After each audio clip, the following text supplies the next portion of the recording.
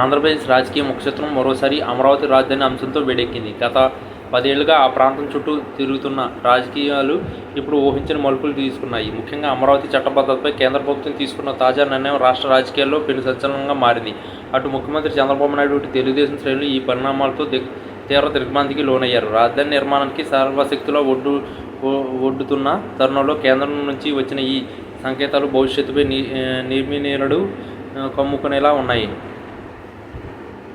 చేస్తున్నాయి. సరిగ్గా ఇదే సమయంలో భారత మాజీ ఉపరాష్ట్రపతి ముప్పవరపు వెంకయ్యనాయుడు సీన్లోకి రావడం రాజకీయ విశ్లేషకులకు సైతం ఆశ్చర్యానికి గురిచేసింది. ఇప్పటి వరకు క్రియాశీల రాజకీయాలు దూరంగా ఉంటున్నట్లు కనిపిస్తున్న అమరావతి విషయంలో ఆయన ప్రాధాన్యత పెరగడం వెనుక పెద్ద వ్యూహమే ఉన్నట్లు కనిపిస్తుంది.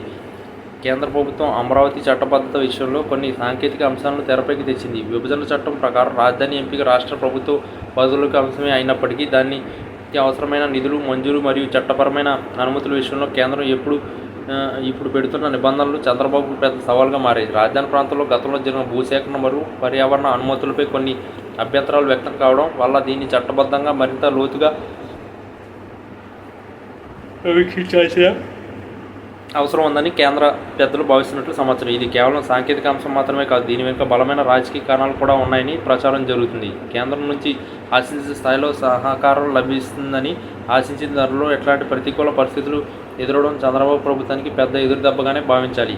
వెంకయ్యనాయుడు ఈ వివాదంలో మధ్యవర్తిగా వస్తారా లేక కేంద్రం తరపున ఒక గట్టి సందేశాన్ని వినిపించే ప్రతినిధిగా ఉంటారా అన్నది ఆసక్తికరంగా మారింది. ఆయనకు కేంద్రంలోని అగ్రనాయకత్వంతో ఉన్న సన్నిహిత సంబంధాలు, అలాగే అమరావతి ప్రాంతంపై ఆయనకున్న మమకారం కారణంగా ఆయన పాత్ర చాలా కీలకం కానుంది. అయితే అందుతున్న సమాచారం ప్రకారం అమరావతి అభివృద్ధి విషయంలో కొన్ని కఠిన నిర్ణయాలు తీసుకోవాలని కేంద్రం భావిస్తుందని, దీన్ని చంద్రబాబుకు నచ్చజెప్పే బాధ్యతను వెంకయ్యనాయుడు అప్పగించినట్లు గుసగుసలు వినిపిస్తున్నాయి. అమరావతికి కేవలం ఒక రియల్ ఎస్టేట్ ప్రాజెక్టుగా కాకుండా పరిపాలనా కేంద్రంగా మాత్రమే పరిమితం చేయాలని ఆలోచనలో కేంద్రం ఉన్నట్లు తెలిసింది. ఇదే జరిగితే చంద్రబాబు కలలు కన్న మహానగరం నిర్మాణంపై నీలి నీడలు కమ్ముకున్నట్లే. ఈ పరిణామాలన్నీ గమనిస్తుంటే రాబోయే రోజుల్లో ఆంధ్రప్రదేశ్ రాజకీయాల్లో భారీ మార్పులు సంభవించే అవకాశం ఉంది. కేంద్రం నుంచి వస్తున్న ఈ బిగ్ షాక్ చంద్రబాబు రాజకీయ వ్యూహాలను ఏ మేరకు ప్రభావితం చేస్తుందో చూడాలి. ఒకవైపు అభివృద్ధి పనులు వేగవంతం చేయాలని చూస్తున్న తరుణంలో ఇలాంటి చట్టపరమైన చిక్కులు రావడం రాష్ట్ర ఆర్థిక పరిస్థితులపై కూడా ప్రభావం చూపే ప్రమాదం ఉంది.